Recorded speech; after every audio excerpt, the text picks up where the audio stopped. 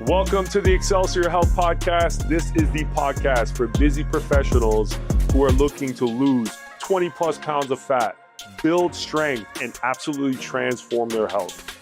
On this podcast, guys, what we do is we take the complicated aspects of fitness and we simplify it so that way you guys can take action and transform your health. Today, guys, I have a special first timer on the podcast. We got my man, Coach Jabbar, who's going to be joining us for a conversation. So welcome, Jabbar. Awesome. Nice to meet you guys. Excited to be here. You'll see a lot more of Jabbar. He's one of our newest coaches. He's been with us the last 2 months. And I can't wait to share his story as he comes on the podcast a little bit more often. But today's topic, me and Jabbar were sitting here, we're doing some sales training, and then we're just conversating about different aspects of fitness and how it impacts us. And I guess today's episode, the title that I want to give it is Health is Confidence, Health is Capacity. And so the first topic that I want to talk about is health being capacity. And how this came to mind, I've been doing a lot of traveling recently.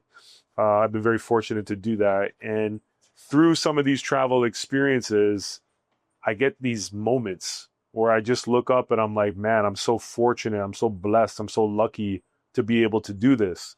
But I also realize I'm so lucky and able to do this because of my physical health allows me to do it. So let me give you some context. Not too long ago, I think this was about a month ago. It seems a lot longer.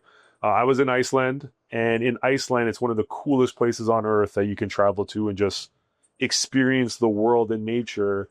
And for the first couple of days, it was me and Susie. We're basically in a car, traveling, driving all over the place. But we would stop, and when we would go for these walks, and it would be in these walks where it would be these waterfalls, these amazing views. And to get to the waterfall, you would have to walk. You would have to get these steps in. I even have this wicked photo with me on top of this boulder with the water falling on top of me. I had to climb on top of the rock to be able to do that, right? So it's just these amazing experiences that if I wasn't physically fit enough or I didn't have the energy, I would miss out on those. But there was one big one is we were doing our Training for Warriors Summit where all the coaches and all the owners all over the world, we get together, and Iceland was where we met. And one of the hosts who owns a TFW in Cory in Iceland, he took us on this hike. And before we did it, he was like, hey guys, this is like a hurricane today. And for those of you guys who don't know what a hurricane is, it's one of our sprinting workouts. He's like, you're going to feel it in the first round. Your heart rate is going to elevate. Then the second round, and then the third round is going to be a little bit less. And then you guys are going to see the amazing view. I was just chilling at the bottom. I didn't really understand what he was talking about. And before I knew it, we were hiking up this hike that was literally straight. And I could feel my calves seizing up, my shins. But most importantly, my heart was literally jumping from my chest. And my wife, Susie, she's behind me. I'm having conversations with other people. She's behind me and I forgot about her. And in my head, I'm like, damn, Susie's on this hike too. And I'm sweating and I'm going through it as I go through this. And as we're going, that first round was basically the first hill. I was like, holy shit, this is hard. Then we went on the second hill, and then we went on the third, and we finally got to the top. And as everybody was coming up, we had this line of everybody doing high fives. It was really cool. I have a video on it. And then finally, I see Susie, Melissa, Carmela, they're out of breath, but everybody's so impressed just with Susie because she's 7-8 months pregnant at this time. And everybody gets to the top, and literally we're looking down of all of Cory, and we're just sitting down, talking, conversating. And I had a little bit of time where it was me, Susie, Melissa, Carmela, and it was just such an amazing experience to do that with people I love. But there was a lot of people that were doing it that they almost didn't do it. They were even coaches too, that they were a little bit overweight, they were a little bit out of shape, that they almost missed out on that view and that moment and that experience. So for me, it was just kind of a reminder of man, I don't just train to have more muscles. I don't just train to show off my stomach, to put on certain clothes or to impress people. A lot of what my training is now in my late 30s is so that I can have these memorable experiences for myself, but also the people I love as well. So that was something that I kind of wanted to remind everybody on the podcast, guys, is every time you're doing a deadlift, every time you're doing a walking lunge, when you're going for your second wind workout and you're walking outside, or maybe you're walking up a hill, these are the things that are preparing you to have these out of body experiences in all these different places all over the world. And there's a lot of people out there that they aren't fit enough to go for the hike. They're not fit enough to move their body weight around. They don't have the energy. They'd rather sit down in a chair and maybe just drink a beer, and that's the only experience that they're getting. Right? So I don't know about you, Jabbar. Has there been any, like, have you traveled a lot? Have you done with you're able to kind of take your fitness and your training and maybe apply it to get these amazing kind of life experiences? Honestly, not yet. So I'm in school still. So it's either I'm studying, working, reading. I'm just on a self-development journey the past few years, and I'll continue being so. Yeah. However, Cory, my question is, everything I've built, everything I've worked on, the sprinting, the workouts, all the muscle I've built, for a first-time traveler, what would you recommend for them? Because this is the first time we've been training. There's quite a lot of people who have been training. For the people, let's say, they are the training for warriors. They've been working out for a while. They've gotten fit. What type of expectations would you set for them going out and exploring the world for the first time? Yeah, I think for me, the biggest thing, it's not so much like what intense, crazy thing that I could do. I think everybody, when we go on vacation, especially like, we're living in Canada, a lot of people, they want to go to Europe. They want to go to like the Caribbeans and like these just cool destinations. A lot of what we do on vacation is we walk and we do sightseeing. So if you have a hard time walking because you're overweight and you're out of breath, it's going to ruin the experience. If there's like steep hills, and I'll give you guys an example. This was maybe 2 years ago. So me and Susie and Carmela and our 2 kids. So our kids are about to be 8 and about to be 5. So they were a little bit younger. We were about to go to Hawaii. That was the destination that we were going to go, but we were on standby. We had this amazing discount that we were able to use. And when we got to the airport, they basically said, hey, this flight is full. So we sat down and we're so excited. Our kids are like, where are we going? We're not going to Hawaii. And it was like, all right, where can we choose? And then one of our bucket list places was to go to Italy. And we saw Rome. And we're just like, me and Susie are like, fuck it, let's do it.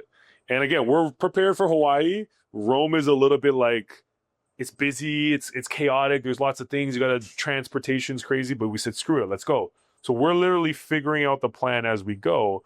But once we got there, we booked a hotel, whatnot. We were in Rome for a couple days. Again, we're walking all around. But the main thing is we had to go from Rome to the Amalfi Coast. So we have these massive luggages. We have 2 young kids. And in these busy train stations, we're commuting. So I remember literally having to pick up my luggage with using my strength. Susie's picking up the kids. We're going through different train stations. I honestly feel like if we weren't fit and healthy, most people would have been like, fuck this. I'm not doing this.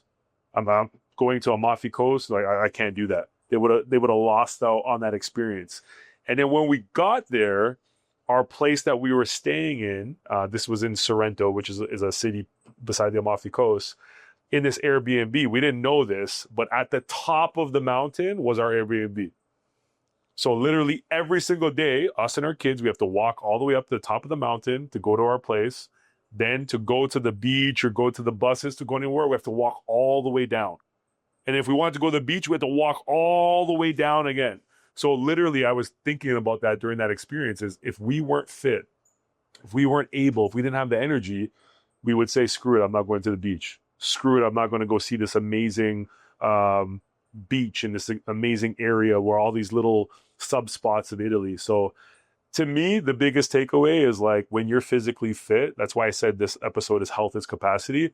You do what you want to do.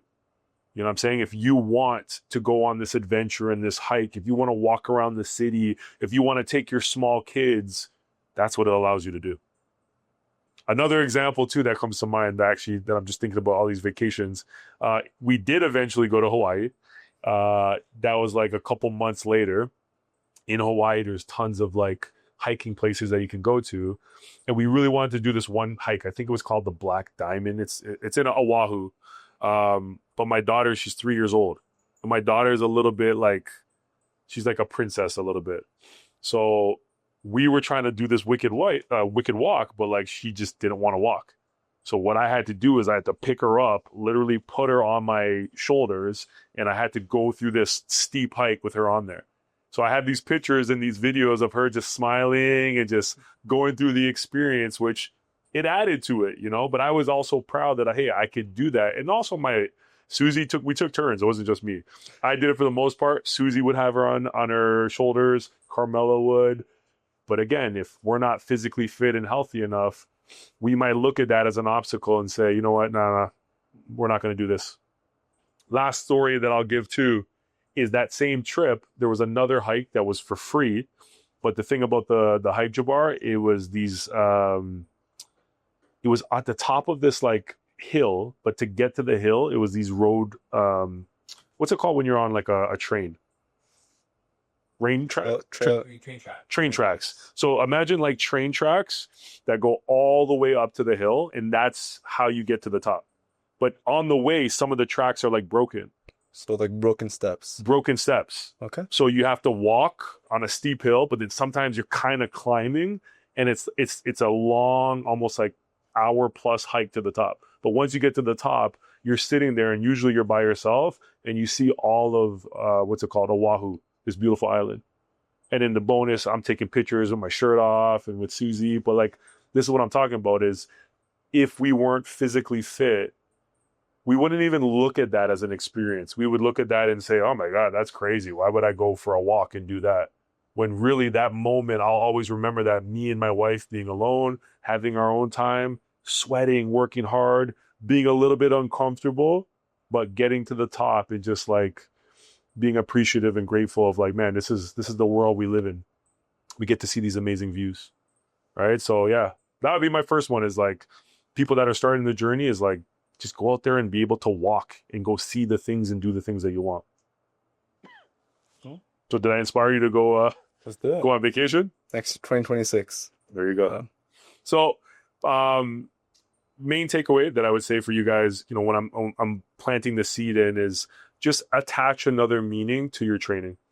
Don't just think about, oh my God, I want to lose fat. Oh my God, I want to lose fat. Oh, I want to build muscle. It's like, yes, you should care about how you look. It is very important. But also just realize all your training, that 3 to 4 days a week, the eating healthier, the prioritizing sleep, it's getting you in shape and it's increasing your capacity to do more in your personal life, right? Now you'll have this ability to go on these trips. And even if it's not a vacation, where you live, now you can explore where you live and do different things that just makes life that much richer, right? So I know for me, just reflecting back on all these different trips that I've taken, a lot of what makes these trips so special, it's the walks, the hikes, the immersing myself in nature that makes it. It's not sitting in an all-inclusive resort on my seat, pounding back some beers and saying, oh man, vacation's the best. That's just my opinion. All right. So we'll switch gears.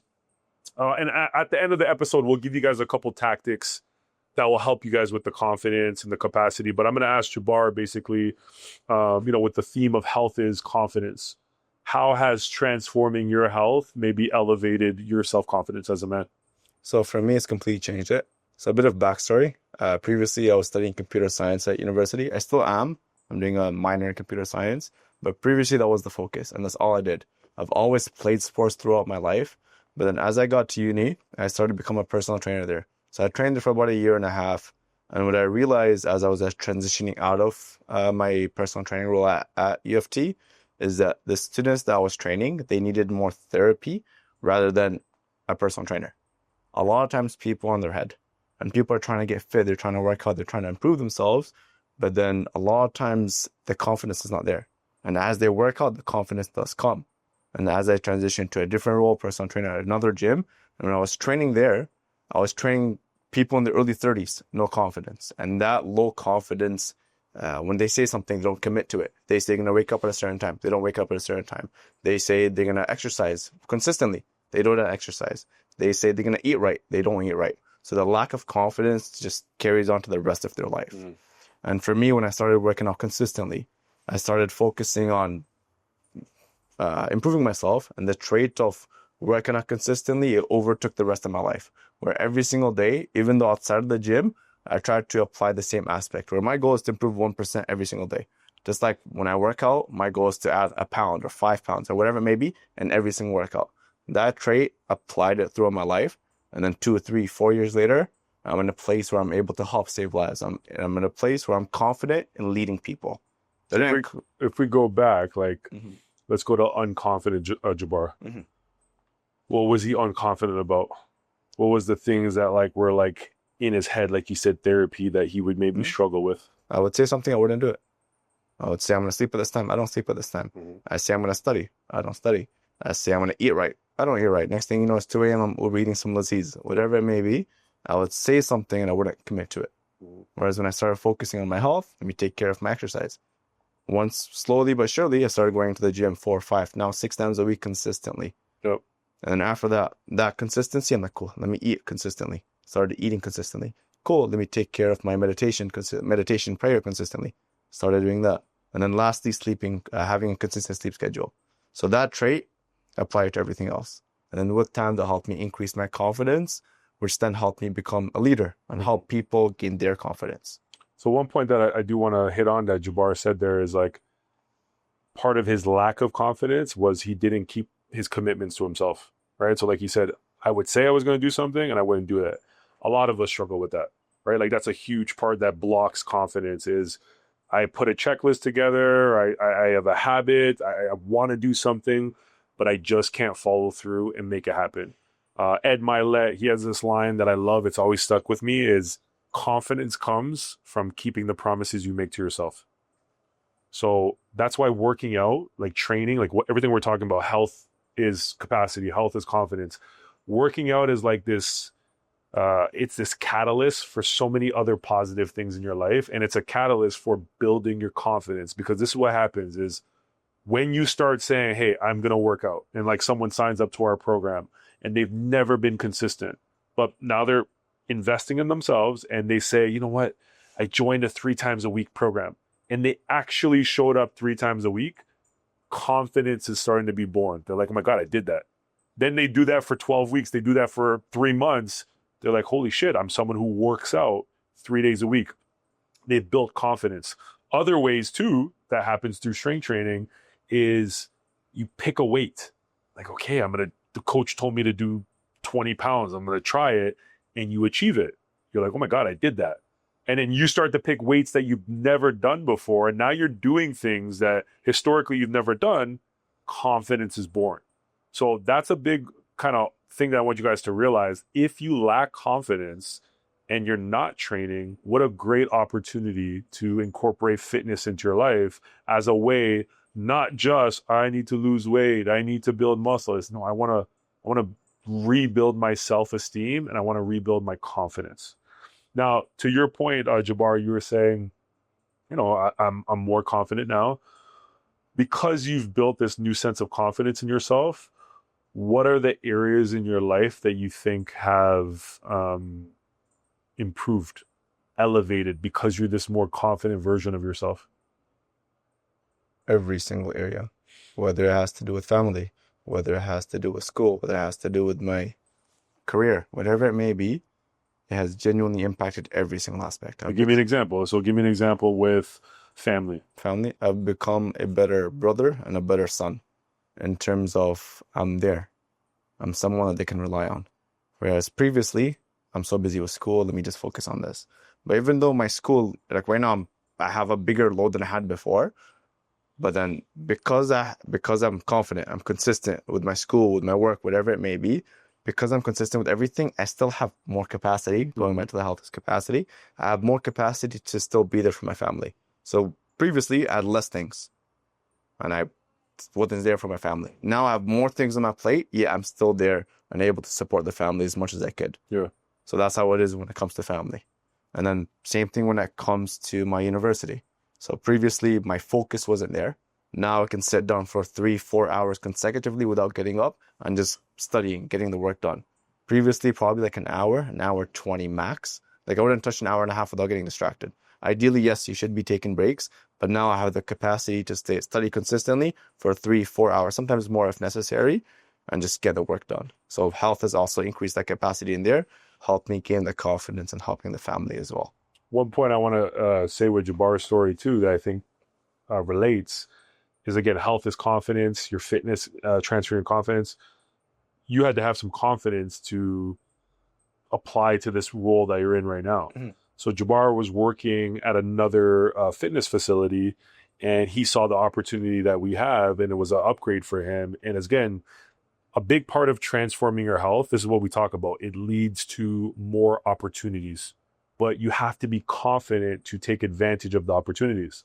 So for him, it was his confidence elevated his career. Like, he was able to look at an opportunity and not say, I don't know if I'm ready for this. Should I do this? It was like, okay, there's an opportunity. Let me apply. Let me chase it. Let me figure it out. And that's what, for a lot of people, fitness can be. Because right now you might be working a job that you're unhappy at.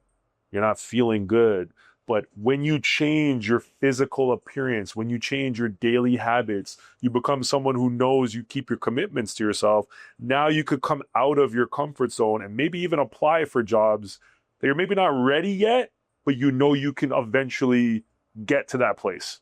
So that's, to me, one of my most proud things as a coach is, whether it's a student, whether it's an employee, is because of their fitness habits, they're able to elevate their life in the form of their career. But the catalyst of that was them changing their health. And that's why, too, I'm a big believer of this. A lot of high achievers, fitness is something that they do. Like, you look at a lot of successful people out there. Of course, I'm sure you can find fat, unhealthy people that are rich and have money.